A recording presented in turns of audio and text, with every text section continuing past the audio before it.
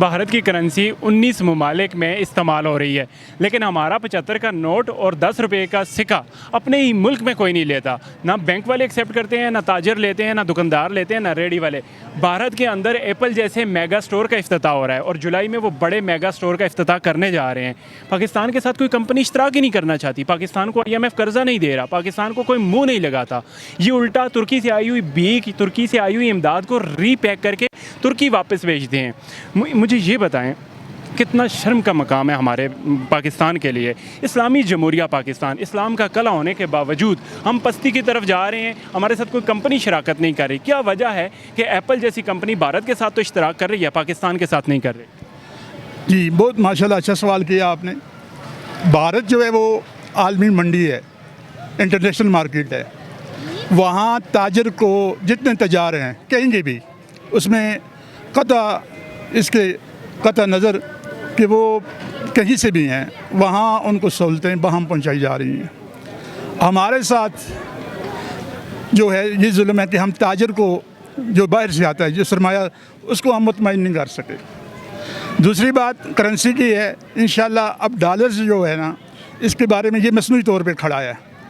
अभी अगर तेल जो है सऊदी अरब जिस तरह डट गया है, अब मामला चल रहा है, क्योंकि डॉलर्स जो है वो सोने या गोल्ड के हिसाब से नहीं चल रहा, बल्कि सऊदी अरब के तेल के हिसाब से चल रहा है। अगर सऊदी अरब ज़्यादा पैदावार देगा तो डॉलर्स ऊपर जाएगा, अगर वो कम पैदावार देगा तो डॉलर्स खुद बहुत। अब ये झगड़ा बन गया है अमेरिका का, अमेरिका का भी और सऊदी अरब का भी। अगर वो तेल नहीं निकालते तो फिर डॉलर्स खुद ब खुद गिर जाएगा। हमारी करेंसी की क्या बात है कि हम, इसलिए मैं पिछले दिनों अफ़गानिस्तान के एक दोस्त मुझे मिल गए थे, गालिबन अब मुझे याद नहीं, वो वज़ीर दिफ़ा थी, उनका वसाल वफ़ात हुई थी, वो जनाजे में इधर लोग आए हुए थे अजीज़ उनके। मैंने उनसे पूछा ये आपकी तरक्की का क्या राज है कि हमारा डॉलर जो है वो ऊपर जा रहा है, रुपया नीचे जा रहा है, और आपकी करेंसी। तो उन्होंने कहा जी कि हमने जब जो ही हुकूमत संभाली तो जितने भी मनी चेंजर्स जो थे उनको जाकर कहा है कि जी ये डॉलर्स का रेट है। अगर हमें पता चल गया कि आपने डॉलर जो है वो इस रेट से ऊपर ख़रीदा है तो आपकी दुकान सील कर दी जाएगी और आपको कमो बेश 10 साल तक जेल में रहना होगा, और आपके अपने बच्चों से, रिश्तेदारों से मुलाकात भी बंद हो जाएगी कि आप इस मुल्क के दुश्मन हैं। और ये वजह है कि वहाँ डॉलर जो है वो अल्हम्दुलिल्लाह नीचे आया हुआ है। और हमारा डॉलर, अभी आपने देखा होगा कि ये जो सैलाब आया है बलूचिस्तान में, अभी सोशल मीडिया पर आपने देखा बड़ी गाड़ियाँ हैं जिनमें स्मगलिंग हो रही है, डॉलर्स की स्मगलिंग हो रही है, 5000 के नोट की स्मगलिंग हो रही है। कितना बड़ा जुल्म है और कितनी बड़ी जुल्म। हम तो ये समझते हैं कि हमारी माएँ जो हैं वो हमारी दुश्मन है। अब आप सोचेंगे कि माएँ कौन है? ये कस्टम डिपार्टमेंट है, ये इंसदाद मनशियात, इंसदाद जो ये नकलो हरकत है नाजायज़, जिसको ब्लैक में हम कहते हैं काम करना, ये सारे इदारे जो हैं उसमें मुलव्वस हैं। हज़ारों के हिसाब से अगर सोशल मीडिया पर इस सैलाब की वजह से, रास्ता बंद होने की वजह से गाड़ियाँ सामने आएँ, क्या वो उन इदारों को, कस्टम्स को नज़र नहीं आई, पुलिस को नज़र नहीं आई, FI को नज़र नहीं आई? कितने बड़े बड़े इदारे हैं हमारे। और ये असल ये जुल्म है। ये जिस वक्त तक हम अपने मुल्क को अपना मुल्क नहीं समझेंगे, इसके साथ माँ जैसा सलूक नहीं करेंगे, तो फिर लोग हमारे इस मुल्क को बचाना हमारे लिए मुश्किल होगा। हमारे दुश्मन जो हैं अंदर के और बाहर के, वो क़ुव्वत पकड़ लेंगे। नतीजतन क्या होगा कि हम मुंह के बल गिर जाएंगे। और जिन लोगों को अभी रिलीफ मिला है, मैं नाम नहीं लेता, 2 लोग हैं जिनके बारे में आज़म स्वाति साहब हैं हमारे, उन्होंने भी कहा है कि हमारे माथे पर ये जो है वो किलिंग का टीका है।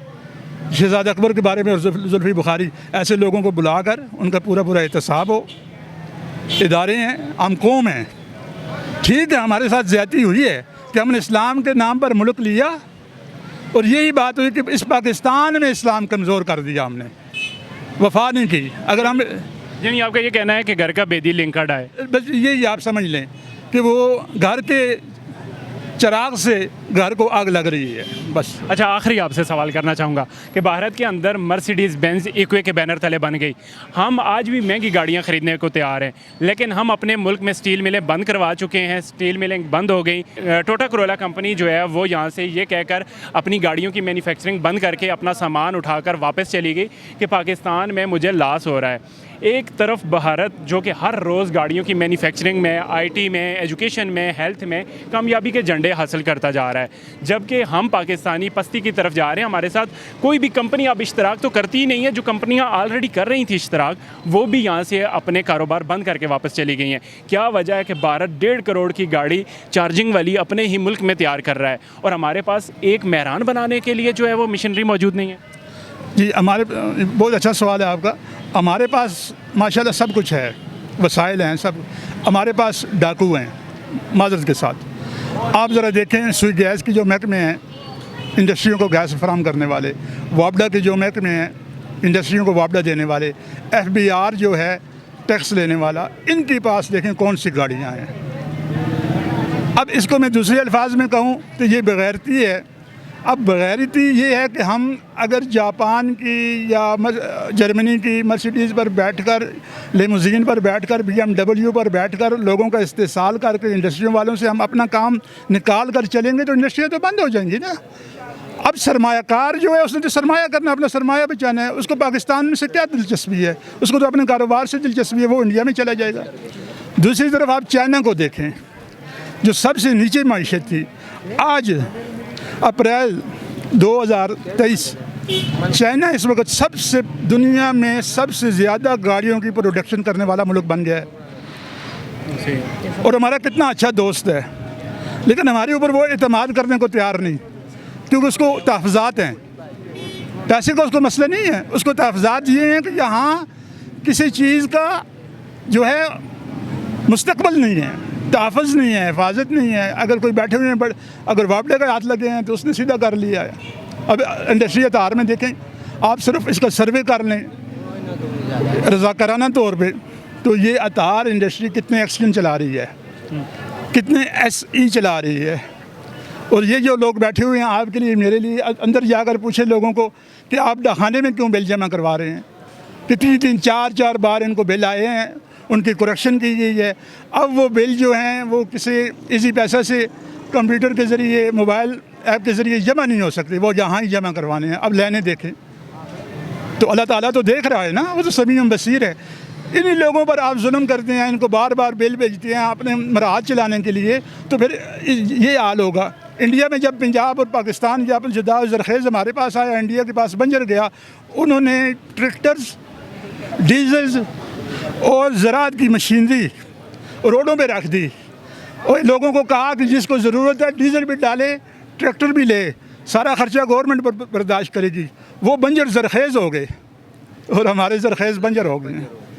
और क्या हुआ, हमने एक पेंटर को आगे लगाकर उसको मलक बना दिया और बड़ा नाम का, बड़ा पैसा जी, बड़ी दौलत, उसकी बिल्डिंग्स बना दी। और भाई बिल्डिंग्स तो जब ज़िलज़िला आया था, मैं शहर में बाज़ार में था, ये सारे लोग बाहर रोड में आ रहे, मैं गाड़ी से आ रहा था, मैंने पूछा भाई हुआ क्या है जी? ज़िलज़िला हो रहा है। मैंने कहा वो करोड़ों रुपए की बिल्डिंगें छोड़कर आप बाहर आ गए हो, अंदर कुछ होना।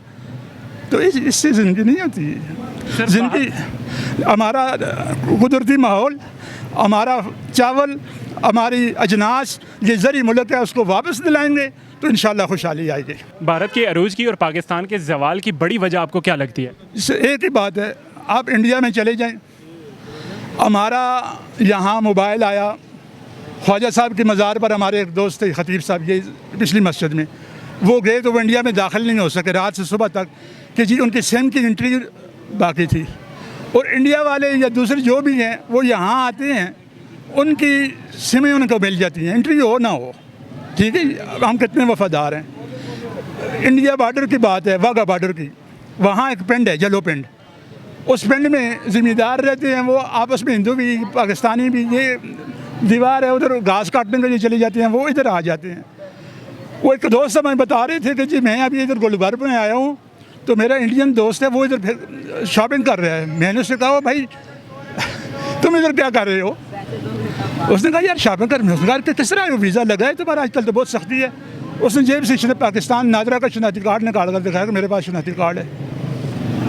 तो अब फिर आप पाकिस्तान और इंडिया का कैसे मुवाजना करते हैं? गैर मुल्कियों के पास शनाती कार्ड उठाए हुए हैं, मैंने तो बनाकर, या आपने तो घर में बनाकर नहीं दिए, किसी इदारे ने दिए हैं ना। तो अब जब इदारों पर एतमाद नहीं रहा, यही सौतीली माँ जैसा पाकिस्तान को माँ समझने के बजाय सौतीली माँ बदतर, उससे भी बदतर समझ रहे हैं लोग। तो सौतीली माँ को भी अपनी माँ का दर्जा देते हैं, क्योंकि उनको पता है कि ये हमारे हमारी माँ है तो उसके लिए भी, लेकिन हमने तो उसको सतीली माँ से भी बदतर कर दिया है। अब शनाख्ती कार्ड उन लोगों के पास उठाई हुई, आइडेंटिफिकेशन उनके पास है जो पाकिस्तान के दुश्मन है, तो फिर मेरी और आपकी क्या हैसियत रह जाती है? तो फिर पाकिस्तान किस तरह सर उठाएगा? यानी आप ये कहना चाहते हैं कि भारत के अरूज की दास्तान में सबसे पहली बात ये आती है कि वो अपने मुल्क के साथ वफादार हैं, और हमारे जवाल की सबसे बड़ी ये कमी है कि हम अपने मुल्क के साथ मुखलिस नहीं। जी हाँ, पाकिस्तान सिक्योर नहीं है और इंडिया ने अपने मुल्क को सिक्योर कर रखा है, बस ये बात है।